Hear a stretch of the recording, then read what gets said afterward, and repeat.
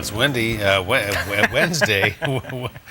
Whitney Day, 8 o'clock tonight on the Deuce. Your favorite. You got the PVR all set? All set, ready to go. All right. Let's talk about this on-screen, off-screen fight over the film industry. That's right. The fight over BC film certainly heating up.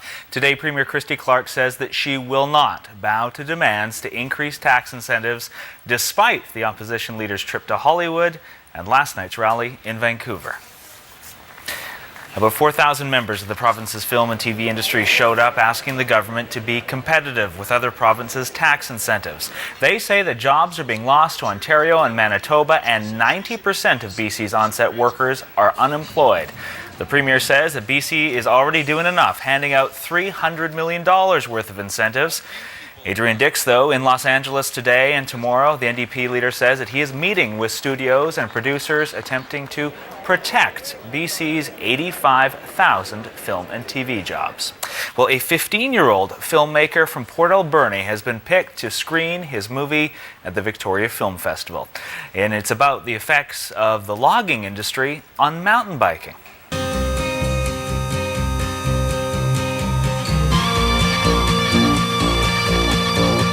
Slashes won the festival's Film Can contest, which recognizes student movie makers on Vancouver Island. It was created by Nathaniel Winans. The grade 10 student says that he regularly makes movies with his friends, but this is the first to win an award. He was inspired to make the movie after noticing that more and more bike trails were being closed off.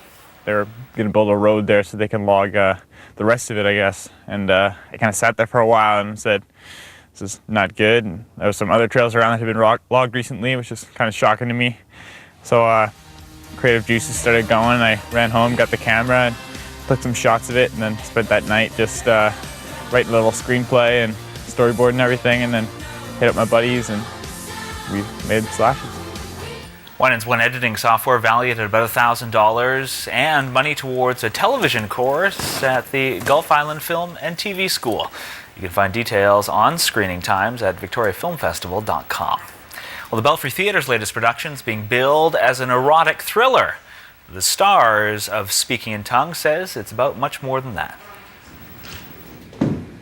It's about relationships and betrayal and infidelity and love and what makes us stay together and what pulls us apart. Speaking in Tongues looks at the connection between a missing woman and 4 marriages.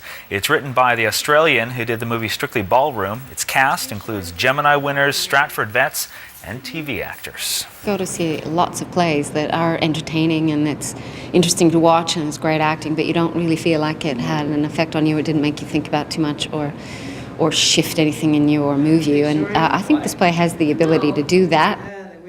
Speaking in Tongues opens tomorrow, runs through February 24th.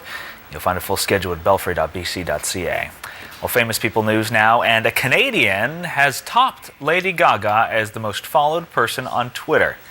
Justin Bieber now leads with 33.33 million followers, 10,000 more than Gaga. She held the top spot for 2.5 years. Rounding out the top 3, Katy Perry. The pop star has 31.5 million followers. The other Justin planning his first solo concert in more than 5 years, Timberlake, set to perform in New Orleans on February 3rd, the night before the Super Bowl. The invite-only show will benefit the Shriners Hospitals for Children. The singer will be releasing a new album soon after years of focusing on acting. And Adele will be singing at the Academy Awards. She'll perform her Oscar-nominated James Bond theme, Skyfall. It'll be the first time she's performed the Golden Globe-winning song live. The Academy will also stage a 007 tribute, marking the franchise's 50th anniversary. And finally this hour, a band painting of Queen Elizabeth II is on display for the first time in 61 years. The controversial portrait was originally taken off the walls of Liverpool's Town Hall because it didn't look enough like the monarch. It showed her with an unusually long neck. Artist John Napier was commissioned to do it in 1952 for the Queen's coronation. It's now being displayed because Liverpool's deputy mayor felt it had been in storage too long. I think it's fantastic. There's too many of the art police telling us what we can display and what we can't display. I think we should revel in it. Are you reveling in it? I like it. I mean, it's different. Yeah. That darn art police, always meddling. That's We were right. talking about Batman yesterday, the art police. police. It seems Yeah. like a Batman villain, Or the Jazz Police. which is the worst Leonard Cohen song ever written. Yeah, And I'm a it really- huge Leonard Cohen Yeah, fan. it really is. Yeah. I hope he does it when he comes here next to what, in March? I think it's in March, yeah. All right, Adam, thank you. Okay.